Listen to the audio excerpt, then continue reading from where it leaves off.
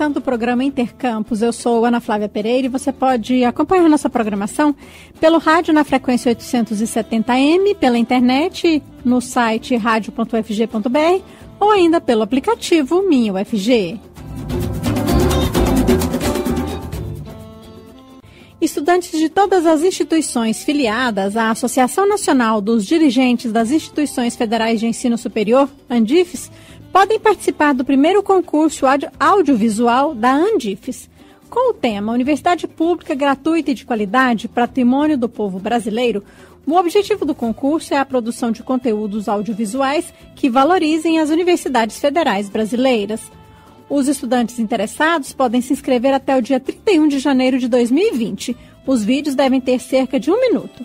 A técnica para a criação do vídeo é livre, podendo ser utilizados recursos complementares de animação, filtros especiais, entre outros. Os 3 primeiros colocados concorrem a prêmios que variam entre R$ 1.500 e R$ 5.000. E hoje é segunda-feira, dia da nossa parceria com a Universidade Estadual de Goiás, a UEG. Quem nos conta as novidades da instituição é a jornalista Ana Carolina. Olá, Ana Carolina, o que você nos conta hoje sobre a UEG? Olá, Ana Flávia, bom dia. Bom dia, ouvintes do Intercampus. Então, vamos comentar sobre as principais notícias da semana na UEG. A Pró-Reitoria de Graduação da Universidade Estadual de Goiás informa que são os últimos dias para inscrição no edital do Minha Vaga, processo seletivo para transferência interna, transferência externa, reingresso e portadores de diploma nos cursos de graduação. As inscrições podem ser realizadas até o dia 28 de novembro, quinta-feira. As modalidades são bacharelado, licenciatura e superiores de tecnologia para o primeiro semestre de 2020. As vagas disponibilizadas para o processo seletivo serão preenchidas segundo a ordem da inscrição eletrônica até o limite disponível e de acordo com a escala de prioridades descritas no edital. Informações sobre o número de vagas disponíveis em cada curso, turno, campus, documentação necessária, cronograma e outras disposições devem ser conferidos no edital do Minha Vaga, disponível no site da UEG, www.ueg.br. O formulário eletrônico de inscrição ficará disponível para os candidatos até às 15 horas do dia 28 de novembro no site www.minhavaga.ueg.br. O resultado preliminar será publicado no dia 10 de dezembro, no site da UEG. Também é a última semana para inscrições no processo seletivo do doutorado em Química.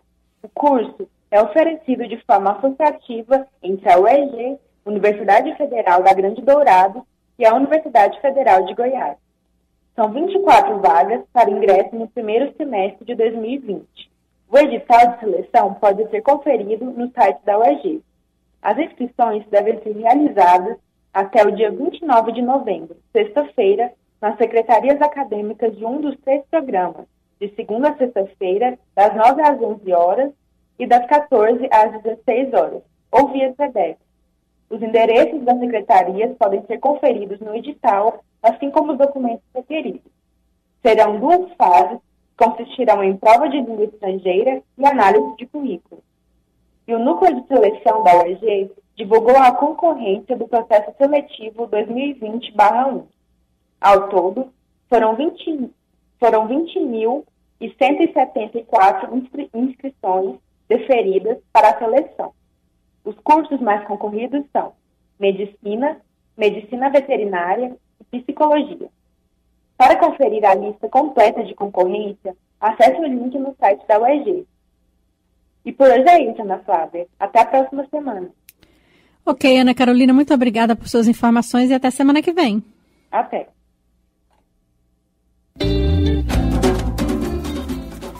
As declarações do ministro da Educação, Abraham Weintraub, de que as universidades federais abrigam plantações de maconha e laboratórios para a produção de anfetaminas ainda repercute e podem gerar processo contra o ministro.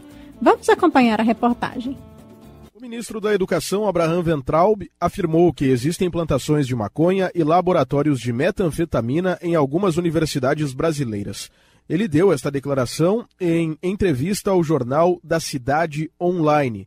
Escutemos o que ele disse. Foi criado uma falácia, que é que as universidades federais precisam ter autonomia. Justo, autonomia de pesquisa, autonomia de ensino. Só que essa autonomia acabou se transfigurando em soberania. Então o que você tem? Você tem plantações de maconha, mas não é 3 pés de maconha, você tem plantações extensivas de maconha em algumas universidades, a ponto de ter borrifador de agrotóxico. O orgânico é bom contra a soja, para não ter agroindústria no Brasil. Na maconha deles, eles querem tudo que a tecnologia está à disposição. Ou coisas piores, né? Você pega laboratórios de química, uma faculdade de química não era um centro de doutrinação, desenvolvendo laboratório de droga sintética, de metanfetamina, porque a polícia não pode entrar nos campi. As declarações do ministro da Educação geraram repercussões no meio acadêmico. A Andifes, a Associação Nacional dos Dirigentes das Instituições Federais de Ensino Superior, em comunicado, argumentou que Weintraub ultrapassou todos os limites da ética pública e que a fala dele é um absurdo que não tem precedentes.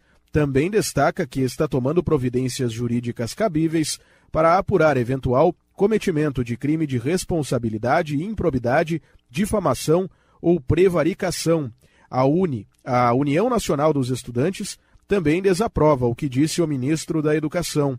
O presidente da UNE, Iago Montalvão, classifica como mentiras as afirmações sobre drogas nas universidades. Bom, nós acreditamos que isso é uma acusação muito grave de ser feita, né? Porque trata-se da acusação de um crime e de um ataque à própria moral e à integridade da universidade e de quem constrói a universidade. Ou seja, ele ataca diretamente a moral, a integridade de estudantes, de professores, né, de todos que constroem a universidade.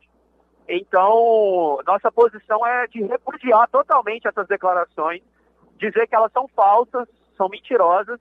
A reportagem da agência Rádio Web solicitou ao Ministério da Educação um posicionamento e mais informações sobre as acusações de Weintraub, além de uma entrevista com o ministro, mas até o fechamento desta reportagem não recebeu resposta. A agência Rádio Web, com informações de Brasília, Diego Brião. O reitor da Universidade Federal de Goiás e vice-presidente da Associação Nacional dos Dirigentes das Instituições Federais de Ensino Superior, Andifes, professor Edivar Madureira Brasil, comentou as declarações do titular do MEC e lembrou a atividade realizada na última sexta-feira na UFG com o plantio de árvores e não de maconha. É lamentável o que a gente tem visto, né? Na semana passada, declarações extremamente infelizes do ministro em relação às universidades, desqualificando, fazendo acusações falsas, né? Seríssimas acusações, né? Inclusive, há a possibilidade concreta dele ser interpelado judicialmente para comprovar aquelas coisas que ele disse na semana passada. Até porque, né, professor, na última sexta-feira a universidade deu uma demonstração do que ela planta, né? Ela não planta maconha, ela planta árvores, né? Sim, plantamos aqui em Goiânia, lá na Escola de Agronomia 1000, junto com outros parceiros, coordenamos o plantio de mais ou menos 200 mil árvores em todo o estado de Goiás, né? Foram 167 municípios que aderiram ao projeto Virada Ambiental e isso mostra a capacidade que a universidade tem de articular, de sensibilizar, de educar, né? E é isso que a gente planta, né? E dos nossos laboratórios saem soluções e não drogas sintéticas, como a gente ouviu na semana passada. Intercampus, de segunda a sexta, às 11h30 da manhã. Fique ligado. A Universidade Federal de Goiás se prepara para abrigar o primeiro Instituto Confúcio de Medicina Chinesa da América Latina. A Organização Educacional Pública da China, a parceria para a criação do Instituto Confúcio na UFG, irá possibilitar, além da instalação aí desse Centro de Medicina Chinesa, também outros intercâmbios culturais. Para sabermos mais detalhes sobre essa parceria entre a UFG e a China, vamos conversar agora com o professor Francisco Quaresma. Ele é diretor de Relações Internacionais da Universidade Federal de Goiás. Bom dia, professor Francisco. Obrigada por atender nosso convite. Bom dia, é um imenso prazer meu participar desta conversa. Então, professor, explica pra gente, essa parceria com o Instituto Confúcio, ela vai trazer muita coisa nova para a Universidade Federal de Goiás? Sim. Desde 2017 que a gente tem uma parceria com a Universidade de Hebei de Medicina Chinesa, né? E aí, no final do ano passado, a gente foi estreitando essas relações com vistas a termos um Instituto Confúcio apenas de língua, né, como existem outros 10 no Brasil.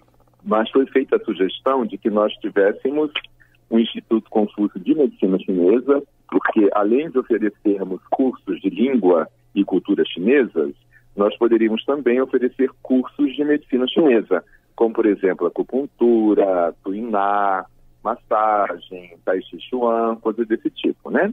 E aí, nós fomos para a China esse ano, no final de junho, início de julho, e aí nos conheceram, nós apresentamos a proposta, e logo em seguida, apesar de atualmente estar sendo muito difícil se conseguir um Instituto Confúcio no Brasil, a UFG teve essa vitória. Então nós nos sentimos bastante felizes, né, de podermos agora, a partir do próximo semestre, próximo ano, oferecer cursos com sistematicidade de língua chinesa, de cultura, de caligrafia chinesa e também cursos relacionados à área de medicina chinesa. Então, estou nessa parceria, a Faculdade de Letras, né, o escritório do Instituto Confúcio será sediado na Faculdade de Letras e na Faculdade de Enfermagem haverá esse centro de medicina chinesa em que as disciplinas de medicina chinesa serão lá oferecidas.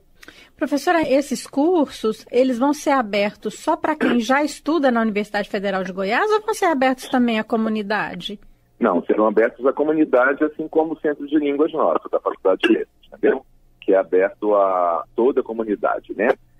No entanto, alguns cursos relacionados à área da medicina chinesa serão oferecidos apenas para profissionais da área de saúde, né? Porque a pessoa tem de ter um conhecimento prévio, por exemplo, de anatomia, para poder aprender acupuntura, né? Então, a acupuntura, no caso, vão ser para pessoas da área de enfermagem, farmácia, odontologia, todo medicina, mundo da área de saúde, né? Medicina, e poderá fazer um curso de especialização que ainda estamos planejando, né, fazendo o projeto, um curso de umas 2.000 horas, por exemplo, 1.200 horas, curso longo, para que a pessoa tenha o conhecimento teórico e depois o conhecimento prático da acupuntura. Outros cursos, como por exemplo o INA, que é uma massagem mais com o objetivo de curar problemas de saúde, então aí poderá ser aberto a toda a comunidade, mas inicialmente no próximo semestre esse curso será oferecido para os alunos da Faculdade de Enfermagem. A partir do próximo semestre, então, já, professor? Já, a nossa intenção é em março fazermos a inauguração do Instituto, né, com um grande evento cultural, trazermos artistas da China para poder fazer performances, danças, música, e a partir do próximo ano já efetivamente o Instituto começar suas atividades. Professor, se a gente for pensar, né, na nossa medicina tradicional, na nossa cultura mesmo, é tudo muito diferente da cultura chinesa, da medicina chinesa, né? Isso vai engrandecer muito a formação oferecida pela universidade, não é? Com certeza, porque vai ser uma prática integrativa, né? Na realidade, o Instituto Confúcio não tem o objetivo de dizer que a medicina tradicional chinesa é melhor ou pior do que a nossa medicina, apenas mostrar outras possibilidades que podem ser usadas com o paciente, né? Então, na realidade, vai ser uma prática integrada ao que até então é utilizado na medicina nossa. Vai se juntar a outros conhecimentos, né, professor? Justamente, entendeu? Como hoje em dia, né, a universidade valoriza, por exemplo, os saberes populares, né? Então, a universidade é um espaço de diversidade, de universalização do saber. Então, a gente é aberto a toda forma de conhecimento, né? E não apenas um tipo ou outro tipo. Uhum. Inclusive, né, professor, o curso de mandarim, por exemplo, ele já existe há algum tempo na universidade, né? Sim, quando nós fizemos o acordo em 2017 e nós pleiteamos o Instituto Confúcio, nós tínhamos que mostrar para eles que a gente já estava fazendo ações para a obtenção do Instituto, né? Então, o primeiro passo foi oferecer disciplinas de mandarim. Então, essas disciplinas foram oferecidas até então pelo Centro de Línguas da UFG, né?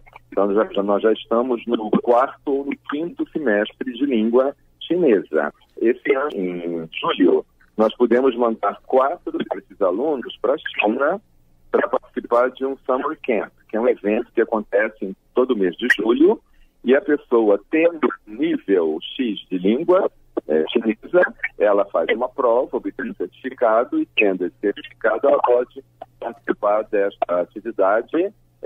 O estudante paga a sua passagem para lá, e os demais gastos são todos pagos por eles. Então, o estudante fica um mês na China, com hospedagem paga, com alimentação paga, todos os custos são feitos, pagos por eles, os passeios. Então, é uma grande oportunidade que eles têm de estar inseridos numa comunidade, né, falante de chinês, de ter acesso a aspectos culturais da China, conhecer os prédios históricos. Então, isso, o nosso aluno que estiver estudando mandarim terá essa possibilidade, ele tendo o nível X de língua. Então essa parceria vai permitir também aí o intercâmbio, né, entre estudantes. Com certeza. Sim, inclusive, por exemplo, há muitas possibilidades de fazer mestrado e doutorado na China, desde que você saiba a língua chinesa. Então, o estudante que tiver um nível X de mandarim, ele poderá ganhar uma bolsa, por exemplo, para fazer o mestrado dele na China, o doutorado dele na China. E aí ele passa inicialmente um ano lá, apenas aperfeiçoando a língua, para nos dois anos seguintes ele fazer o mestrado, por exemplo. Entendeu? E isso com bolsa. Há muitas vantagens para quem quiser aprender mandarim, entendeu? E aí, né, professor, se a gente for pensar do ponto de vista econômico, né, a China é um mais importante parceiro comercial do Brasil, né? A gente, com esse tipo de parceria, a gente vai possibilitando que inclusive, essas parcerias econômicas também se tornem mais fortes, né? Com certeza. E talvez durante a cerimônia de inauguração do Confúcio, venha o governador da província de Hebei, que é a província em que está sediada a Universidade de Hebei, né, nossa parceira, para que ele possa conversar com o nosso governador e estreitar ainda mais relações econômicas, né, entre a China, entre Hebei e o estado de Goiás. Então, o Instituto Confúcio ele abre portas para muitas outras coisas. Nós temos várias pesquisas aqui, não apenas na área de medicina chinesa, mas temos, por exemplo, na agronomia, na área de bambus, que é um produto muito cultivado, muito usado na culinária, na produção de móveis, etc. Né? E nós temos um grande professor, né, pesquisador Rogério, que é da área de agronomia, que pesquisa bambus. Então, ou seja, seria também uma oportunidade para que outros pesquisadores que tenham interesse na China possam ter um link fácil com as instituições chinesas. Muito interessante. Professor Francisco Quaresma, muito obrigada por sua entrevista e parabéns aí, então, né, por todo esse trabalho que está sendo desenvolvido na Universidade Federal de Goiás. Ok, muito obrigado e agradeço pela oportunidade de falar um pouco sobre o nosso instituto. Estamos apresentando Intercampus.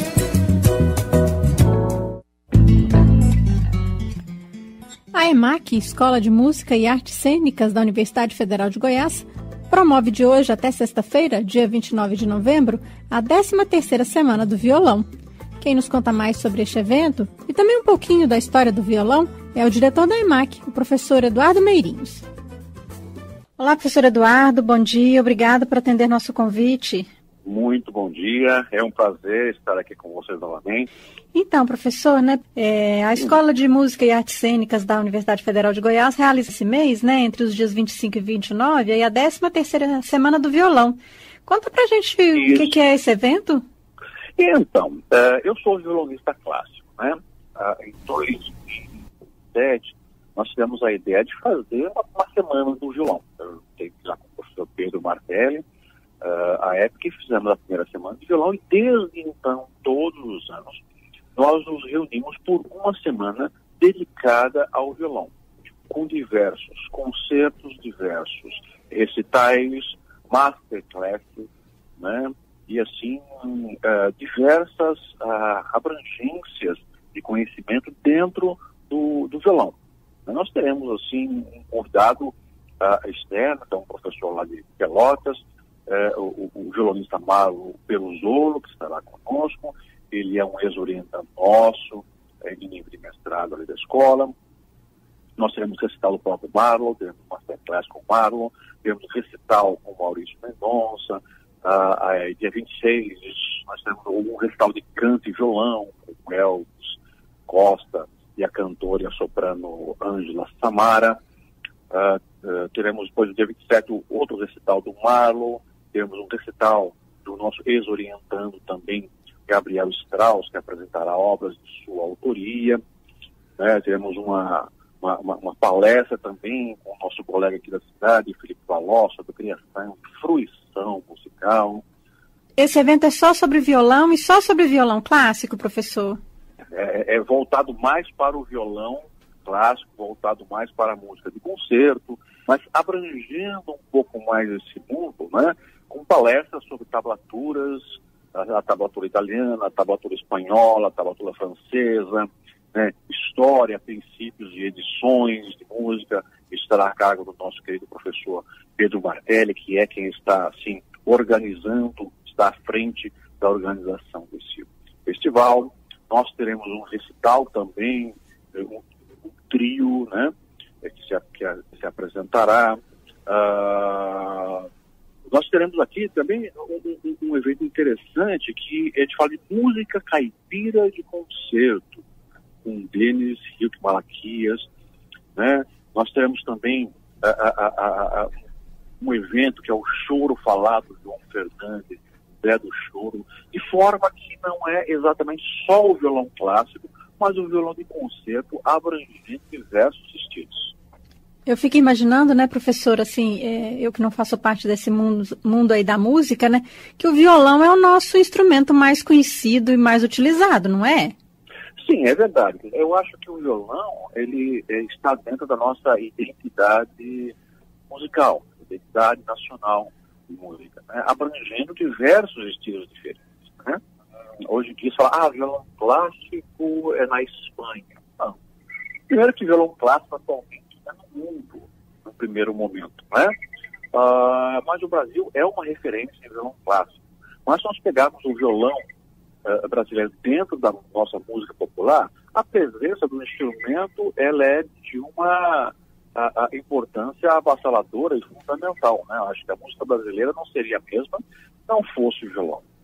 Mesmo os nossos compositores clássicos, como Heitor Villa-Lobos, mesmo quando eles compõem para outros instrumentos, existe sempre um violonismo implícito na escrita desses compositores, né? Pegue-se aí Villa-Lobos, Francisco Mignoni, peguemos mesmo Almeida Prado, né? Além dos violonistas que compuseram e que ainda compõem diretamente para o instrumento, Baden-Powell e Marco Pereira e Paulo Bellinati.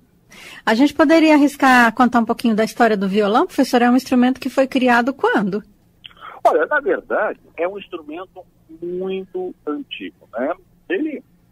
Vamos dizer que ele remonta à idade do alaúde, que é um instrumento muito presente no século XV, no século XVI, né? Era o alaúde na Europa e era a vihuela mais centrado na Espanha, isso no Renascimento, né? E vem para o Brasil com os jesuítas a vihuela, né, que depois se transforma no que a gente chama de viola de arame.